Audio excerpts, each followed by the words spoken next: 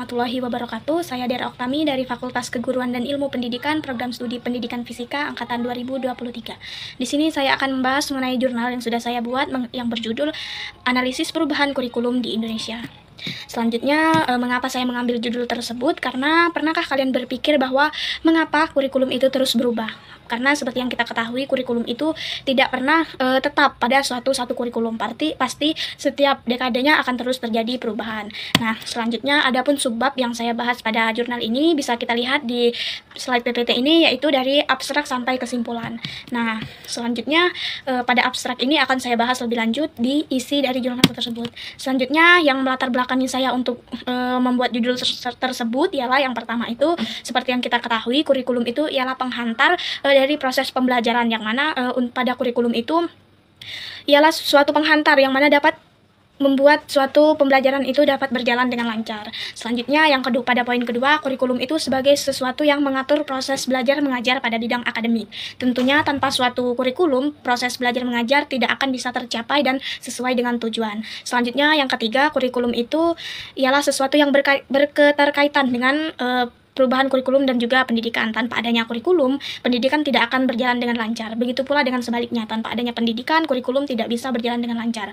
Dan juga untuk menjawab pertanyaan yang saya tanyakan pada awal tadi, mengapa kurikulum itu terus berubah? Jawabannya karena pada setiap dekade itu seringkali terjadi perubahan kurikulum untuk menyesuaikan dengan perkembangan zaman. Dan juga penting sekali untuk kita sebagai mahasiswa atau peserta didik itu untuk dapat memahami dampak dan juga efektivitas dari perubahan kurikulum itu terhadap proses belajar mengajar.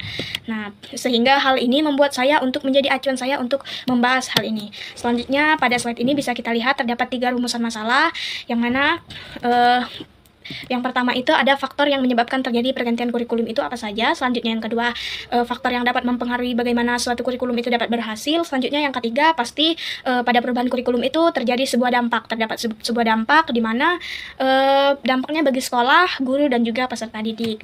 Nah, pada kepenulisan ini tentunya mempunyai manfaat yang mana dapat memberikan manfaat pada bidang atau dunia pendidikan pada kurikulum terkhusus bagi sekolah, di mana sekolah ialah tempat yang menggunakan kurikulum. Selanjutnya terdapat 3 tujuan. Yang pertama itu kita bisa mengetahui faktor-faktor apa saja yang menyebabkan kurikulum itu terus terjadi pergantian. Yang kedua itu, kita bisa mengetahui faktor-faktor apa saja yang dapat mempengaruhi suatu kurikulum itu dapat berhasil. Dan juga yang ketiga itu, kita dapat mengetahui dampak apa saja dari kebijakan pergantian kurikulum ini terhadap guru, peserta didik, dan juga sekolah.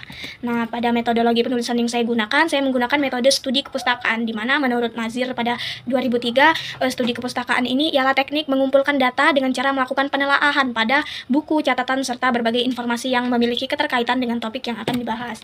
Nah, pada pembahasan ini bisa dilihat yang pertama itu faktor penyebab terjadinya pergantian kurikulum. Yang pertama, perkembangan dan juga perubahan suatu bangsa yang satu dengan yang lainnya. Mengapa demikian? Karena pada perkembangan dan juga perubahan suatu bangsa yang satu dengan yang lainnya tentu memiliki ciri khasnya masing-masing. Nah, oleh karena itu, kurikulum harus mempunyai kesesuaian dengan perkembangan suatu bangsa. Selanjutnya yang kedua, perkembangan teknologi dan juga dunia industri. Nah, bisa kita amati ya, contoh misalnya teknologi dan dunia industri itu terus berkembang, tetapi kurikulum yang kita gunakan masih kurikulum lama yang mana tidak memiliki kesesuaian antara perkembangan teknologi dan juga dunia industri. Tentu hal tersebut tidak akan bisa digunakan. Selanjutnya yang kedua itu faktor yang dapat mempengaruhi sebuah kurikulum itu dapat berhasil. Nah, yang pertama itu kepala sekolah. Tentu kepala sekolah memiliki peran penting di keberhasilan kurikulum ini, karena kepala sekolah ialah orang yang memimpin sekolah.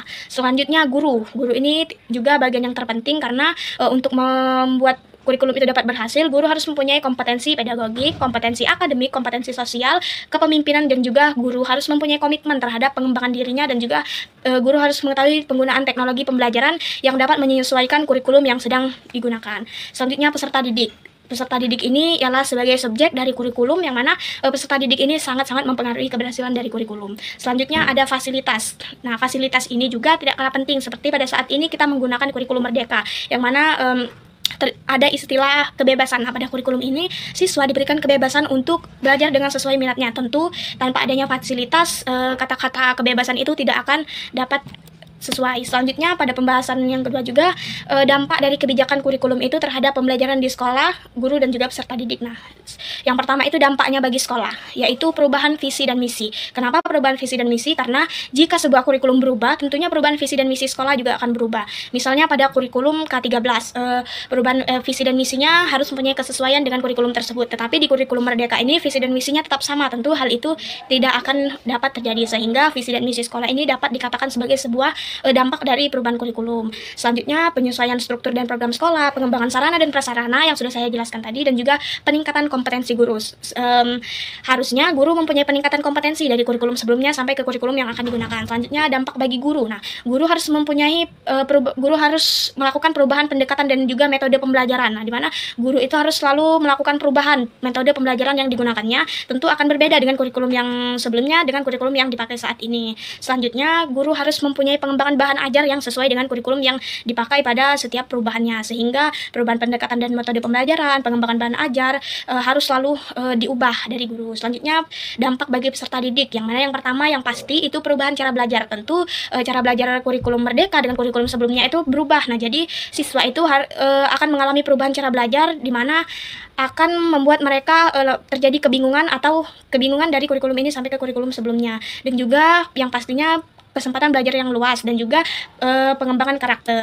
Nah, dari pemaparan yang sudah saya paparkan tadi terdapat kesimpulan di mana kurikulum itu akan terus berubah, serta terdapat beberapa faktor yang dapat mempengaruhi keberhasilan kurikulum itu yang sudah saya paparkan tadi, yaitu kepala sekolah, guru dan juga siswa, serta fasilitas dan komite sekolahnya. Dan juga di balik pergantian kurikulum ini tentunya terdapat dampak bagi sekolah, yaitu mungkin diperlukan visi dan misi sekolah yang harus disesuaikan, dengan juga dampaknya bagi guru. Guru perlu mengembangkan bahan ajar yang baru dan juga yang sesuai dengan kurikulum yang baru. Serta yang terakhir itu dampaknya bagi peserta didik. Yang pasti peserta didik itu akan mengalami kesulitan dan juga mengalami kesulitan untuk beradaptasi dengan cara belajar yang baru sesuai dengan kurikulum.